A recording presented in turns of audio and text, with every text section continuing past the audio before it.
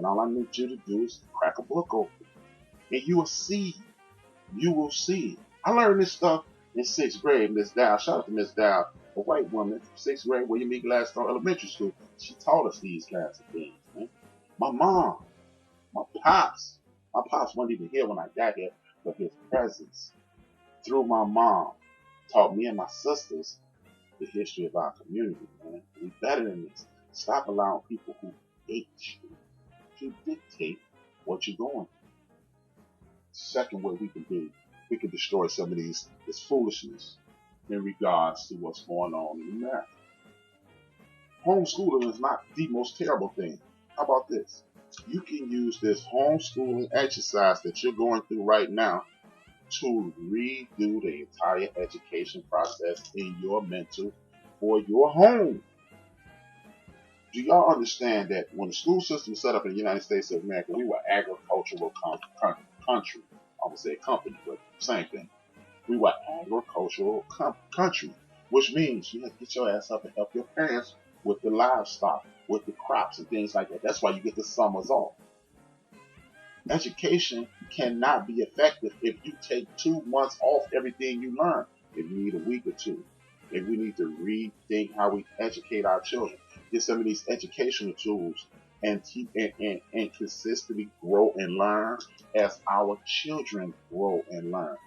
And if you are interacting with your kid academically, you will realize he's not an academic, he's a physical person. He's good with his hands, and then you can guide your kid towards something that is more is suited for his learning style or what he's accustomed to.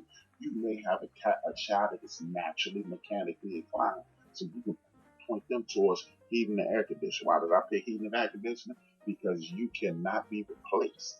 You know, all those tall, beautiful buildings in downtown Los Angeles, downtown New York, downtown Chicago, downtown Miami, those become big giant ovens if that goddamn air conditioning go out, and they become big ass refrigerators if that damn heat go out.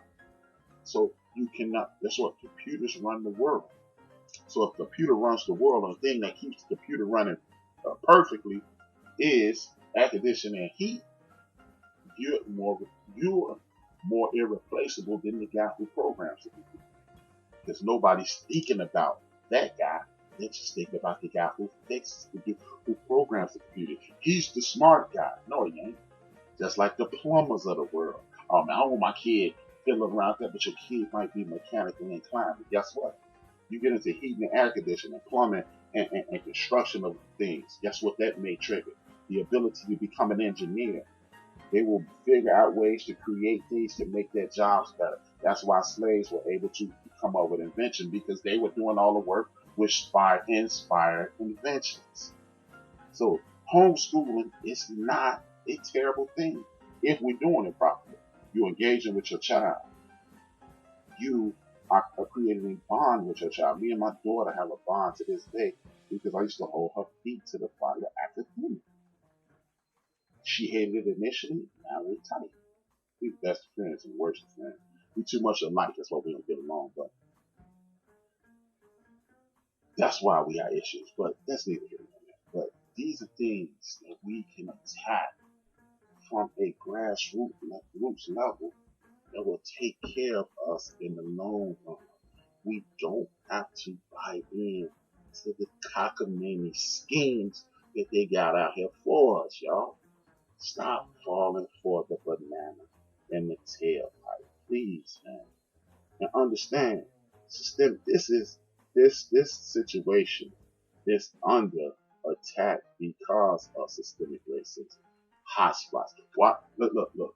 And just to show you that it's about money and not about the people, when you look at places like the state of Florida who opened up their beaches because people that don't look like me and you want trying to get to the beach, it's other people.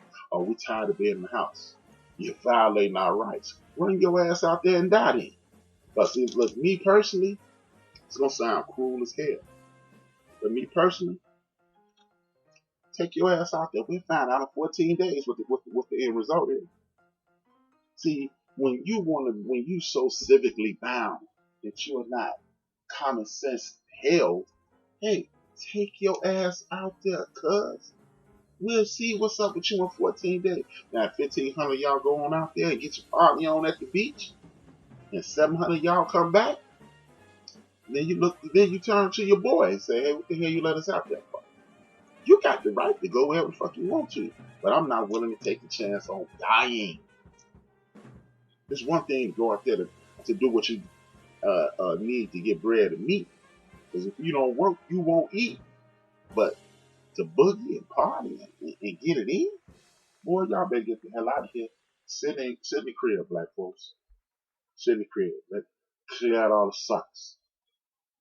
Clear out all the suckers. Look, a bunch of them motherfuckers that own property die, we can scoop in and get that property. I'm just saying, man.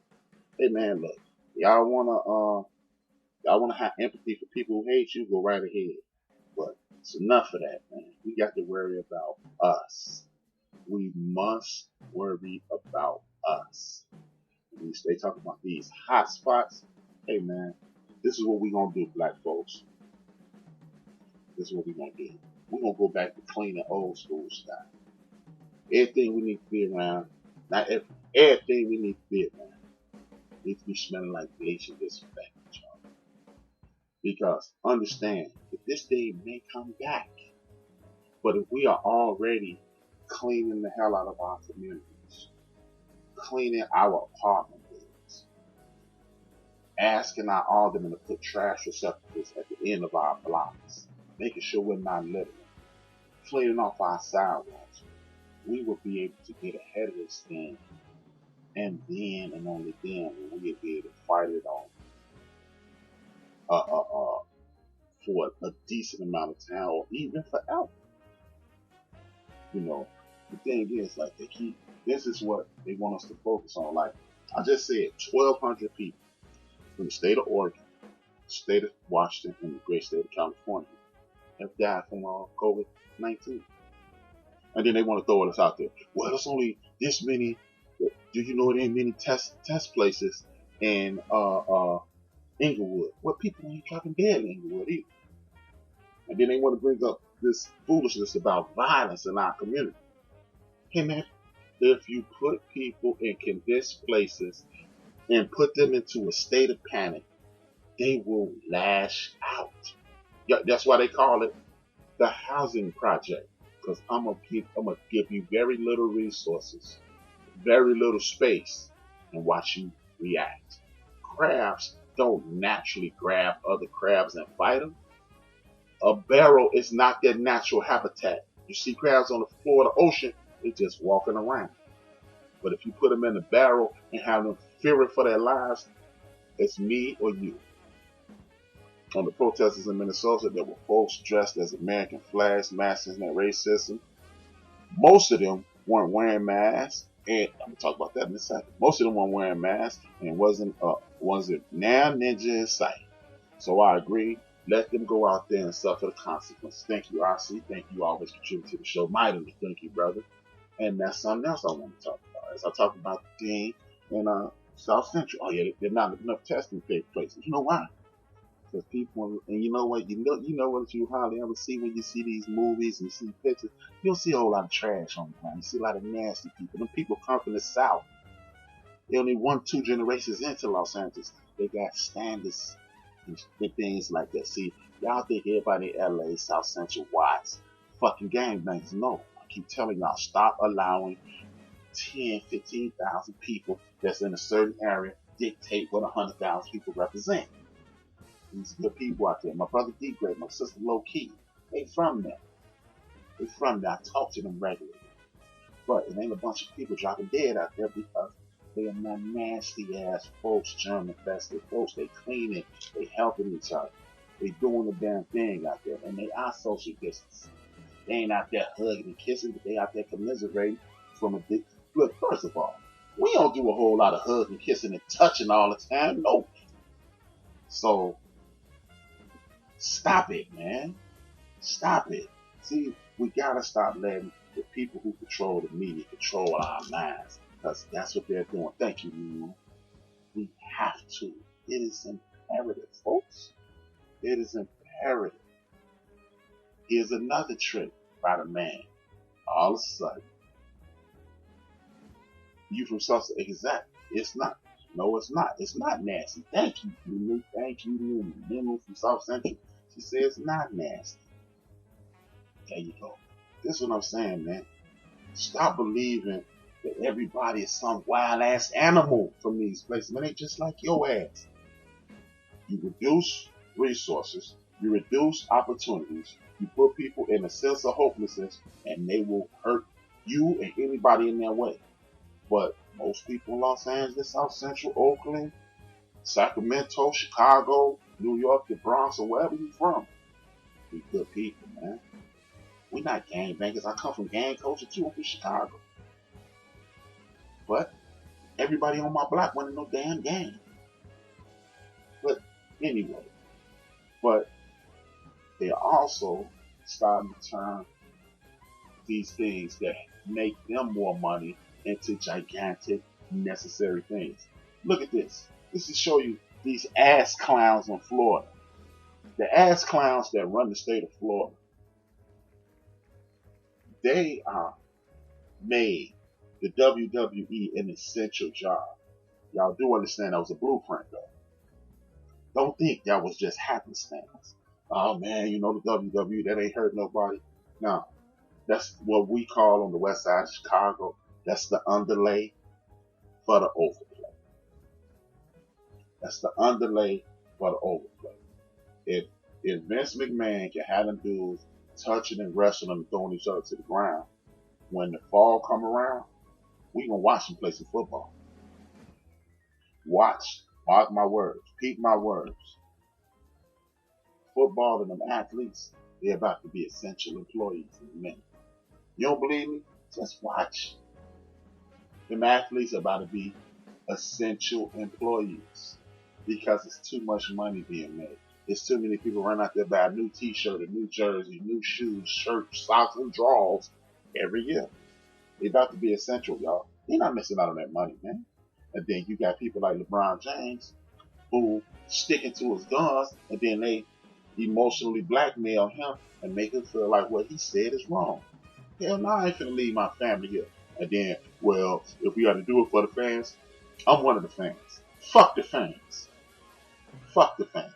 See, brothers and sisters, you athletes out there that's listening. I know some of y'all listening because some of y'all have been on the show.